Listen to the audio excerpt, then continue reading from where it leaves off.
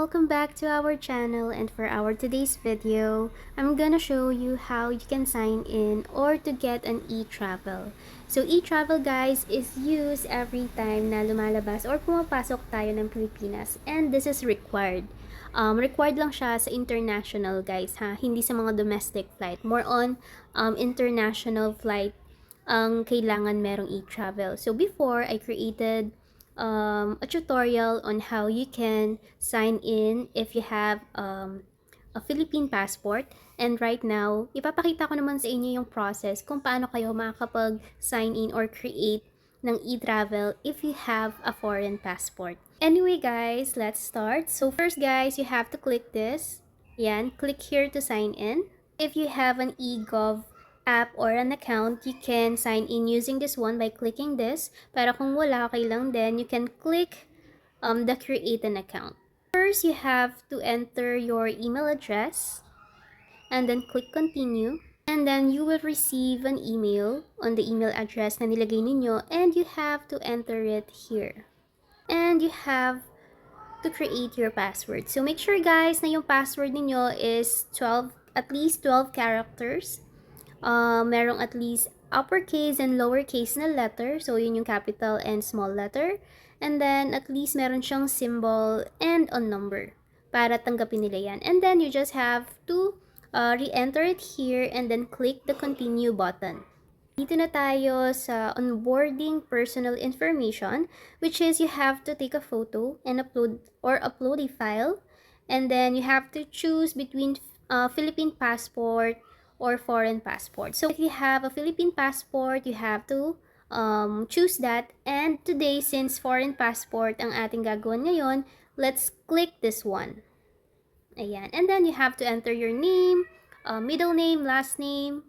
Ayan, suffix, optional yan, your gender or sex. And then your birth date, your phone number, citizenship. So for example, ang citizenship mo is Hong Kong. You have to choose the number for Hong Kong as well. Ayan, and you have to input it here. Of course, country of birth, passport number ninyo, passport issuing authority, issued date, occupation. And then after that, you have to click the next button. And then, after nyo ma-fill-upan yung mga information, so, permanent country of residence. So, kung sa ibang bansa ka, for example, nakatira, syempre, yun yung ilalagay pa rin natin. Once natapos na tayo doon sa address natin, isa-summary nila lahat, papakita nila lahat sa inyo ng mga information na nilagay natin kanina. And of course, you have to make sure na all are correct, which is for review lang to. And once na na-confirm nyo na tama lahat ng info na nilagay ninyo, you just have to click the submit button. If you're gonna create an e-travel, make sure na 72 hours prior your arrival or departure sa Philippines yung pag-create ninyo. So, not more than 72 hours, dapat within 72 hours, dapat kayo makapag-create. Okay lang din kahit same day kayo mag-create, as long as hindi pa kayo aalis. And ayan na nga. Anyway, if you're gonna create an account or an e-travel for yourself, click the for me. And if you're gonna create an e-travel for your family, you can click this one.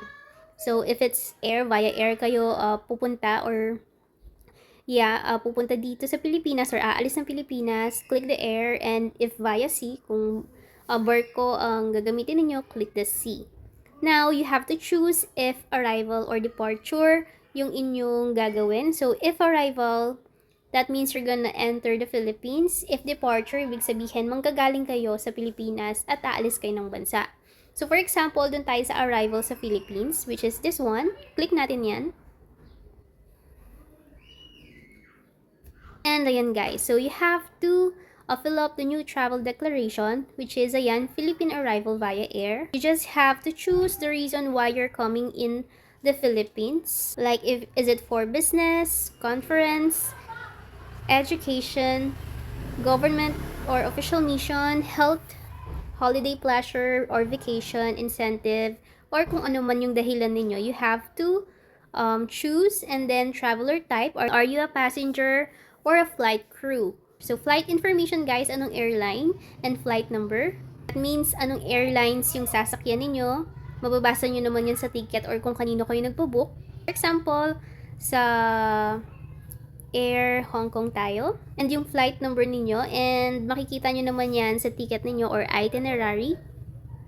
Country of origin. Kung saan kayo manggagaling. So, kunyari galing kayong Hong Kong. And yung airport origin ninyo, yung departure and return. And if you have a connecting flight, you click it here.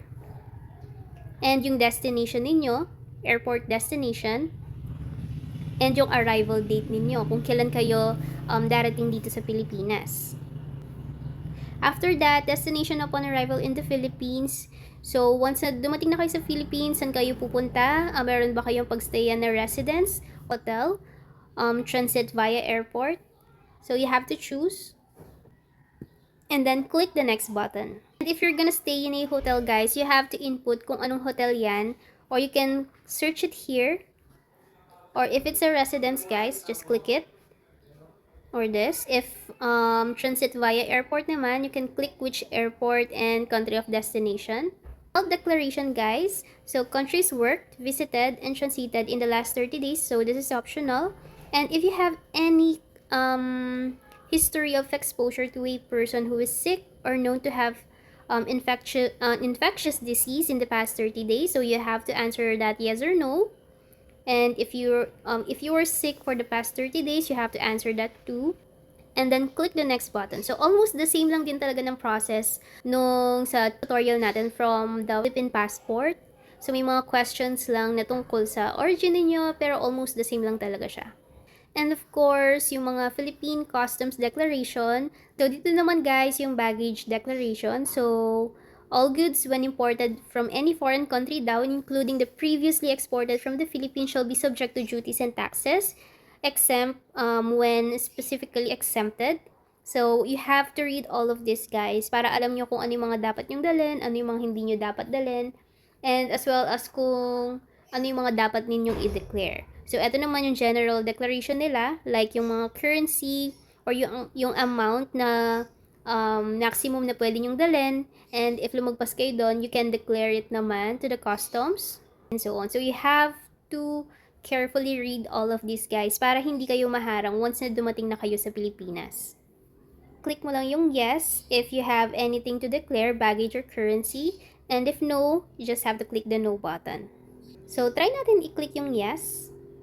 So, ito yung mga sample guys ng custom declaration. If you're accompanied family members, kung may kasama kang below 18 years old and above, and then how many check-in bags you have, and then hand carries. If it's the first time na mag-visit kayo sa Philippines, you have to click that and then click the yes button, or next button I mean. And dito na guys yung sa mga declaration. So for customs, like general declaration, total amount daw ng purchase or acquired abroad, yung dala ninyo, is it Philippine peso or US dollars, the amount, and then ayan. So you have to follow all those things guys. You have to answer it. So ganun lang naman siya. So let's go back here. So kung wala naman kayo de-declare, just click the no. And ayan. So 00, you have to fill up that as well. Click the next. And dito guys, kailangan nyo lang mag-sign. And to sign guys, pwede naman dali lang yung gagamitin nyo dito. So, wala nang kahit na ano.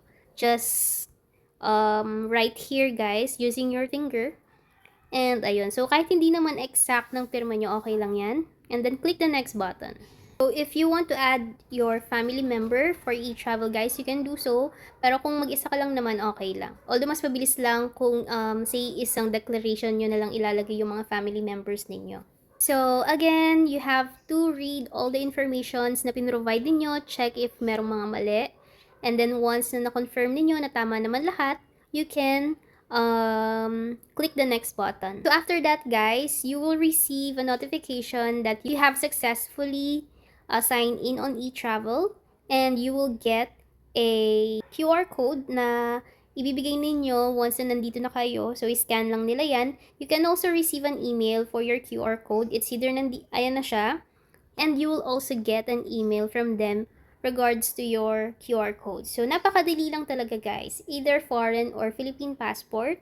Same tutorial lang naman or same steps lang naman. Ang pagkakaiba, you have to choose between foreign passport and Philippine passport. That's it for this video. If meron kayong mga questions, you can comment down on our comment section and we'll try to answer it as long as we know the answer. Thank you so much for watching. See you on our next video. Bye!